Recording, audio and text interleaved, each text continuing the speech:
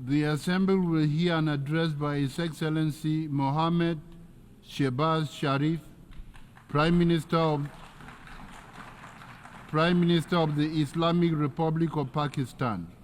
I request protocol to escort His Excellency and invite him to address the Assembly.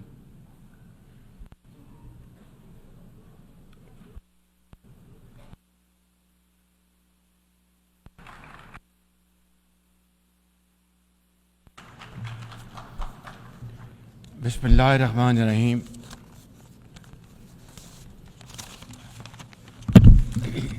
Mr. President, heads of state and government, excellencies, delegates, ladies and gentlemen, Assalamu alaikum wa rahmatullahi wa barakatuh, and a very good morning.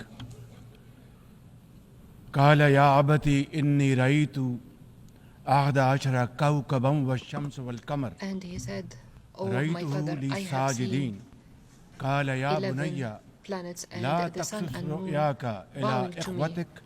He said, "Oh فَيَكِيدُ son, لَكَ do كَيْدًا. not tell your إِنَّ story to الشَّيْطَانَ your لِلْإِنسَانِ brothers. They will devise عَدُوٌّ a scheme مُبِينٌ. for you. The صدق الله devil مولانا العظيم. is the enemy Mr. of President, humans." it's a matter of great honor for me to address the United Nations General Assembly for the second time as the Prime Minister of a country that has always been a proactive member of the UN Assembly. I would like to congratulate you and wish you all the success, Mr. President, on your election as the President of the 79th session of the UN General Assembly. I would also like to appreciate the efforts of Ambassador Dennis Francis for his skillful stewardship of the 78th session of the UNGA. Mr. President, the father of our nation, Qaid-e-Azam Muhammad Ali Jinnah, declared in 1947 that we stand by the United Nations Charter and will gladly make our full contribution to peace and prosperity of the world. Pakistan has stood by this commitment unwaveringly. Today, we are facing most daunting challenges to the world order. Israel's genocidal war in Gaza, a dangerous conflict in Ukraine, destructive conflicts across Africa and Asia, rising geopolitical tensions, resurging terrorism, galloping poverty, stifling debt, and the mounting impact of climate change, we feel the chill of a new world order. In response to these challenges, our Secretary General Antonio Guterres called for the Summit of the Future. It led to the adoption of the 54 actions on development, peace and security, technology and global governance in the Pact of the Future. Mr. President, today I stand before you to express the searing pain and anguish of the people of Pakistan at the plight of the people of Gaza. Our heart bleeds as we witness the tragedy unfolding in the Holy Land, a tragedy that shakes the very conscience of humanity and the foundation of this institution. Mr. President, can we, as human beings, remain silent while children lie buried under the rubble of their shattered homes? Can we turn a blind eye to mothers cradling the lifeless bodies of the children?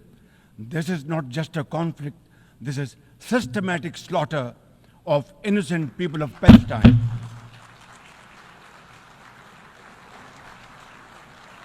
Ladies and gentlemen, an assault on the very essence of human life and dignity.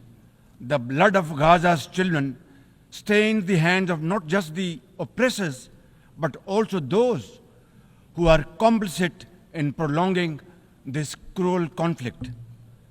When we ignore their endless suffering, we diminish our humanity. It is not enough to condemn, Mr. President. We must act now and demand an immediate end to this bloodshed. We must remember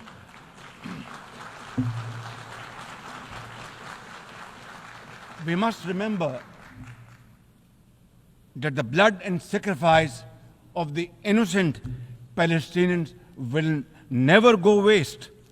We must worry about their plight and difficulties and stand by them. We must work for a durable peace through the two-state nation. We must seek a viable, secure, contiguous and sovereign state of Palestine based on the pre-1967 borders with Al-Quds al-Sharif as its eternal capital, and to advance the goals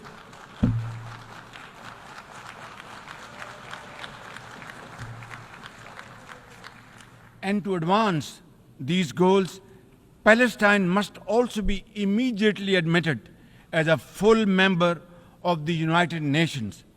Mr. President, in a span of a few days, Israel's unrelenting bombing of Lebanon has killed over 500 people, including women and even small children. The failure to implement UN resolutions has emboldened Israel. It threatens to drag the entire Middle East into a war whose consequences could be very grave and beyond imagination. Similarly, like the people of Palestine, the people of Jammu and Kashmir too have struggled for a century for their freedom and right to self-determination. Instead of moving towards peace, India has resiled from its commitments to implement the Security Council resolutions on Jammu and Kashmir. These resolutions mandate a plebiscite to enable the people of Jammu and Kashmir to exercise their fundamental right to self-determination. Ladies and gentlemen, since the 5th of August 2019, India has initiated unilateral illegal steps to impose what its leaders ominously call a final solution for Jammu and Kashmir. Day in and day out, 900,000 Indian troops terrorize the people of occupied Jammu and Kashmir with draconian measures including prolonged curfews, extrajudicial killings, and the abduction of thousands of young Kashmiris. At the same time, in a classic settler colonial project, India is seizing Kashmiri lands and properties and settling outsiders into occupied Jammu and Kashmir in their nefarious design to transform the Muslim majority into a minority. This hackneyed tactic is employed by all occupying powers, but it has always failed. In Jammu and Kashmir too, it shall fail by the grace of God. Ladies and gentlemen, the Kashmiri people are resolute in rejection of the false Indian identity. The New Delhi seeks to impose upon them very, very severe conditions, and atrocities are being committed every hour. India's policy of brutal coercion and oppression in occupied Kashmir has ensured that Burhan Wani's legacy continues to inspire the struggle and sacrifices of millions of Kashmiris. Inspired by the legitimacy of their epic struggle, they remain defiant. Their heart-wrenching stories remind us that behind every statistic lies a human life, a dream deferred, and a hope shattered. Even more worryingly, it is engaged in massive expansion of its military capabilities, which are essentially deployed against Pakistan. Its war doctrines envisage a surprise attack, and a limited war under the nuclear overhang. Thoughtlessly, India has spurned Pakistan's proposals for a mutual strategic restraint regime. Its leadership has often threatened to cross the line of control and take over Azad Kashmir. Ladies and gentlemen, Mr. President, let me state in no uncertain terms that Pakistan will respond most decisively to any Indian aggression. Therefore, to secure durable peace, India must reverse the unilateral and illegal measures it has taken since 5th of August 2019 and enter into a dialogue for a peaceful resolution of the Jammu and Kashmir dispute in accordance with the UN security resolutions and the wishes of the Kashmiri people. Mr. President, remember, illegal occupation creates a fresh hell every day in the killing fields of Palestine and in the pristine valleys of occupied Jammu and Kashmir. Apart from conflicts, Mr. President, the 21st century has brought a cascade of crises, including the reversal of development and the mounting impact of climate change. 2 years ago, my country was devastated by catastrophic floods, causing $30 billion in damages. It is now clear that each summer will bring blistering temperatures and trigger fresh climate impacts. Pakistan emits less than 1% of global carbon emissions, yet we have paid a very heavy price for no fault of ours. This is most unfair in any calculus of global justice. We must uphold the axiom, the polluter must pay. Ladies and gentlemen, Pakistan looks forward to fulfillment of commitments made by our development partners to support the achievements of the SDGs and climate goals, including a new annual goal beyond $100 billion in climate finance. Mr. President, with nearly 100 developing countries trapped in the vicious cycle of debt and liquidity crisis, which I always call a death trap rather than debt trap, achieving the SDGs in these circumstances remain a distant mirage. The international financial architecture, which the Secretary General has described as morally bankrupt, and the world trade and technology regimes must be reformed and aligned to promote development and global equity. Mr. President, since assuming office in March this year, the progress and prosperity of my 240 million people has been my singular focus.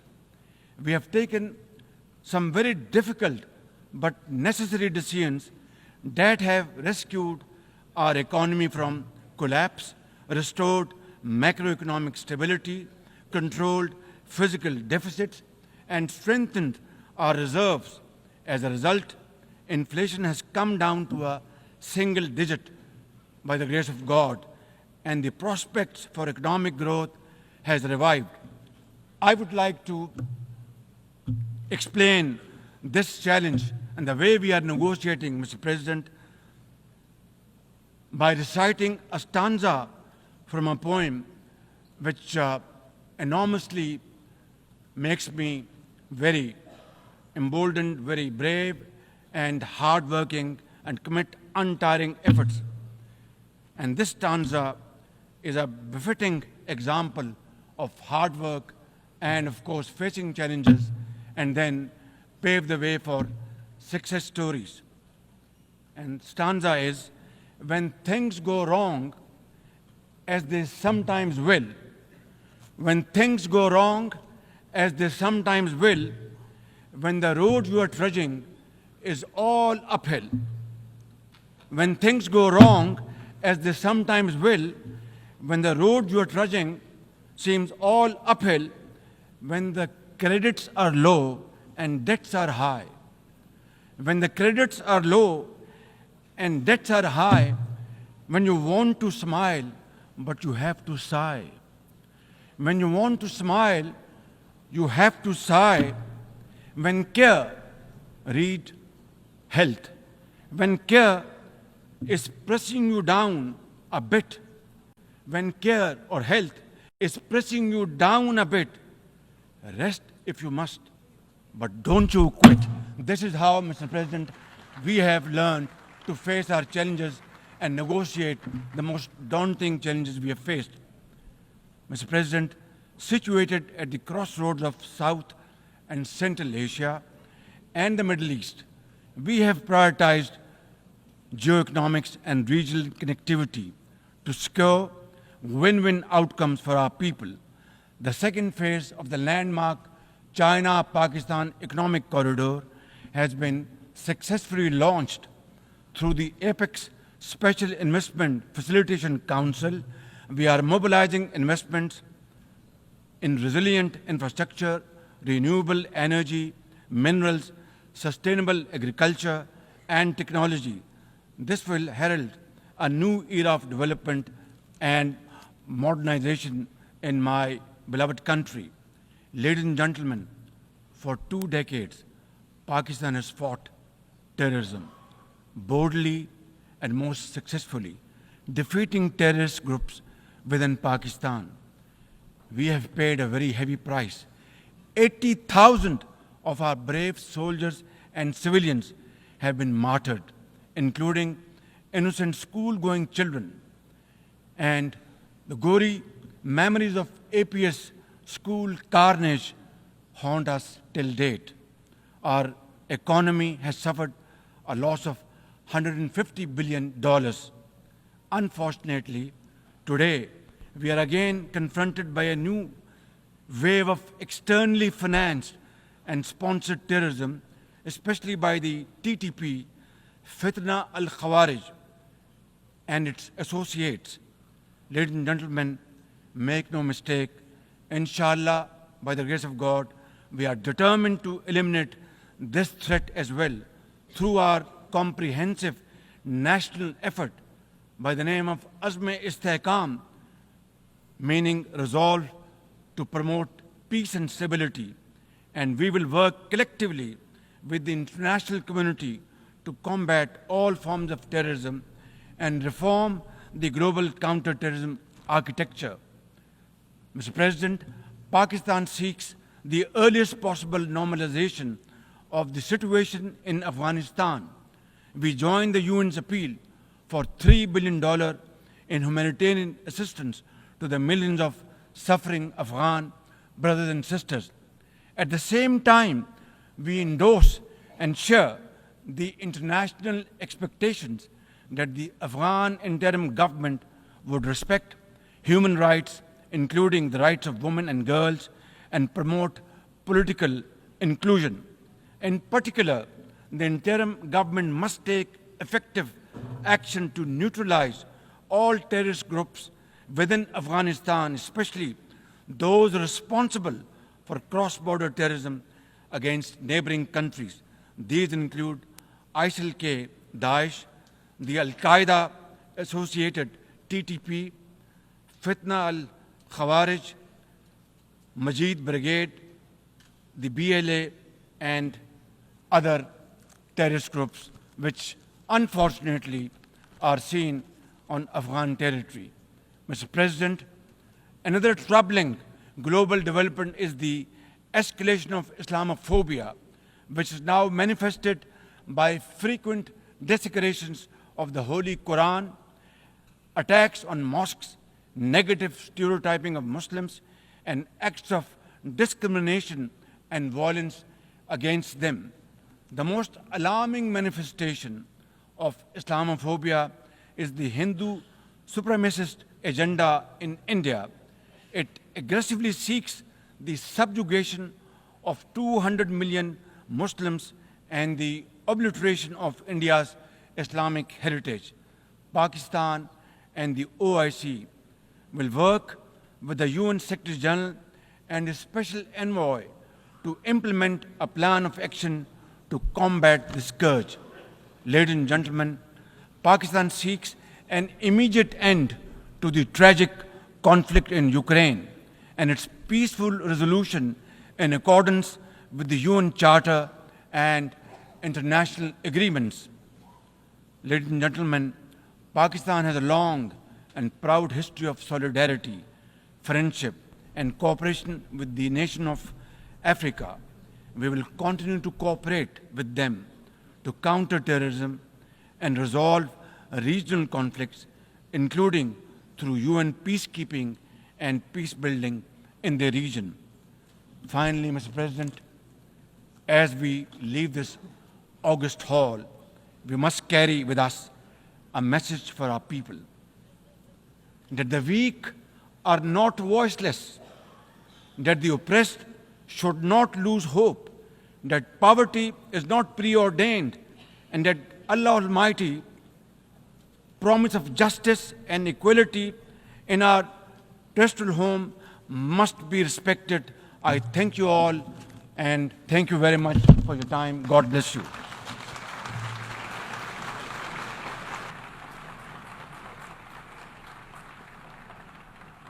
On behalf of the Assembly, I wish to thank the Prime Minister of the Islamic Republic of Pakistan